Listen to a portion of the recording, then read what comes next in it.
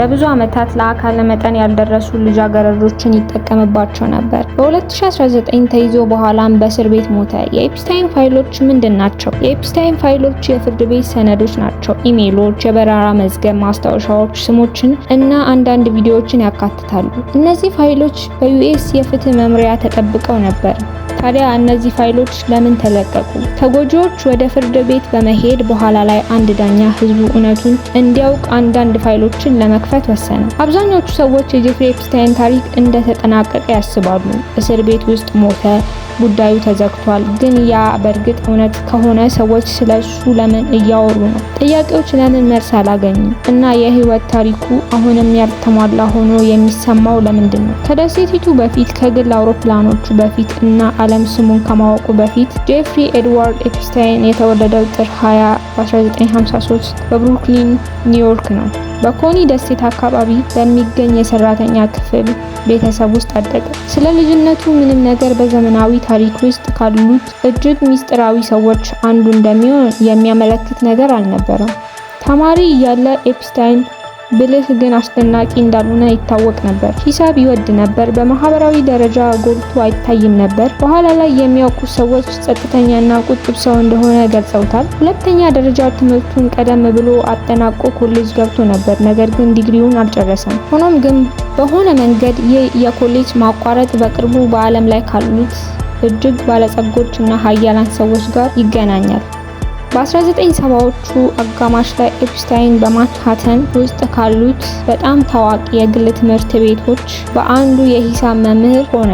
የባንክ ባለሙያዎች፣ ፖለቲከኞች እና የሀብታም ልሂቃን ልጆች በሚማሩበት ትምህርት ቤት። ይህ ብቻ ጥያቄዎችን አስነስቷል። የተጠናቀቀ ዲግሪ አልነበረውም፣ ምንም የማስተማር ደረጃ የለውም። ነገር ግን ከብቃቱ በላይ አስፈላጊው ከማን ጋር እንደተዋወቀ ነበር። በዚህ ትምህርት ቤት ማስተማር ኤፕስታይንን ለሀያላን ወላጆች፣ ገንዘብ፣ ተጽዕኖ እና ግንኙነት ላላቸው ሰዎች መዳረሻ ሰጠው። ታዲያ ብዙም ሳይቆይ ኤፕስታይን ከትምህርት ቤቱ ተባረረ። በይፋ በአፈጻጸም ምክንያቶች ነበር፣ ነገር ግን በምትኩ ያልተለመደ ነገር ተከሰተ። ከክፍል እስከ ዎል ስትሪት በወራት ውስጥ ኤፕስታይን በዩናይትድ ስቴትስ ውስጥ ካሉት በጣም ኃይለኛ የኢንቨስትመንት ባንኮች አንዱ በሆነው በቤል ስቲቭስ ስራ አገኘ።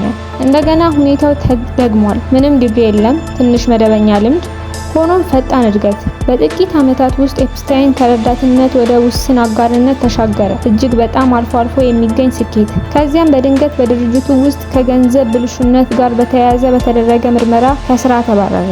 እንደገና አብዛኞቹ ሰዎች ውጤቶችን ይጠብቃሉ።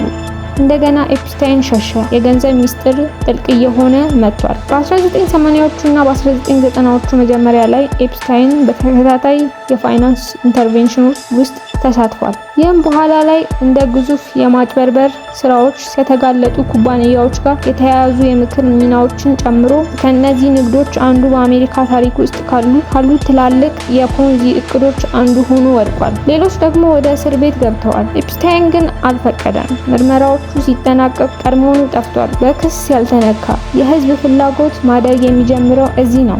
አንድ ሰው በተደጋጋሚ ቅሌት ውስጥ እንዴት ይታያል፣ ነገር ግን የህግ መዘዝ አያጋጥመው። በ1990ዎቹ ኤፕስታይን ራሱን እንደገና ፈጠረ። በዚህ ጊዜ እንደ ብቸኛ የሀብት አስተዳዳሪ ገንዘብን ለቢሊዮነሮች ብቻ እንደሚያስተዳድር ተናግሯል። የህዝብ ደንበኞች ዝርዝር አልነበረም። የሚታይ ቢሮ የለም። ስለ ሀብቱ ግልጽ ማብራሪያ የለም። ሆኖም ኤፕስታይን እንደ ንጉስ ይኖር ነበር። የግል አውሮፕላኖች፣ በአሜሪካ ውስጥ ያሉ መኖሪያ ቤቶች፣ የግል ደሴት፣ ዓለም አቀፍ ጉዞ። ይህ ቢሆንም ስሙ በፋይናንስ ደረጃዎች ላይ እምብዛም አይታይም። ገንዘቡ ነበር፣ ነገር ግን ምንጩ ግልጽ አልነበረም። ኃይለኛ ግንኙነቶች። ሀብቱ እያደገ ሲሄድ ማህበራዊ ክበቡ እንዲሁ ኤፕስታይን ከሚከተሉት ጋር ታይቷል።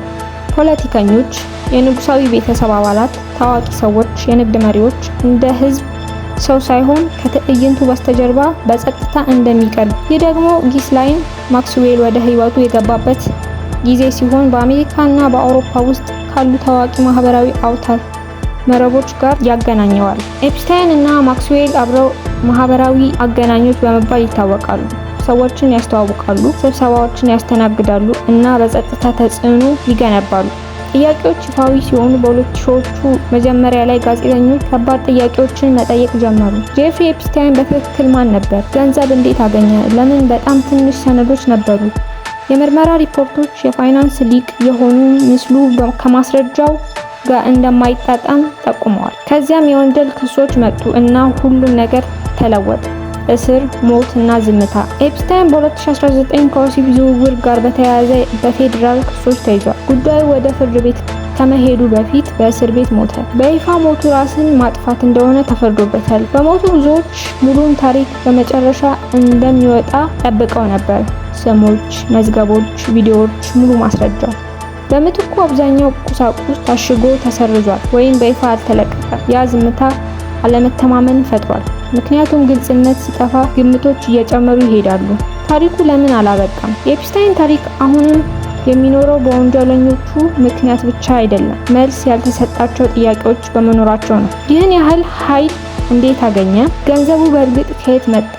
ተጠያቂነት ለምን ተፈጠረ? ለረጅም ጊዜ የጠፋ ይመስላል። አንድ ሰው የበለጠ ተሳትፎ እንዳለው ያምን እንደሆነ ወይም እንዳልሆነ ቢያምን አንድ ነገር ግልጽ ነው። ጄፍሪ ኤፕስታይን የወንጀል ጉዳይ ብቻ አልነበረም። እሱ የስርዓቶች ውድቀት ነበር፣ የገንዘብ፣ የህግና የማህበራዊ። የኤፕስታይን ታሪክ አስደናቂ ስለነበር አልጠፋም። የማይመች ነገር ስላጋለጠ ቀጠለ። ያ ኃይል፣ ገንዘብና ሚስጥራዊነት ሰዎች ለረጅም ጊዜ ሊጠብቅ ይችላል። ግልጽነት ዝምታን እስኪተካ ድረስ ጥያቄዎቹ ይቀራሉ። ቪዲዮ ከተመቻችሁ ላይክ፣ ሼር፣ ሰብስክራይብ ማድረጋችሁን እንዳረሱ ስል በአክብሮት ነው።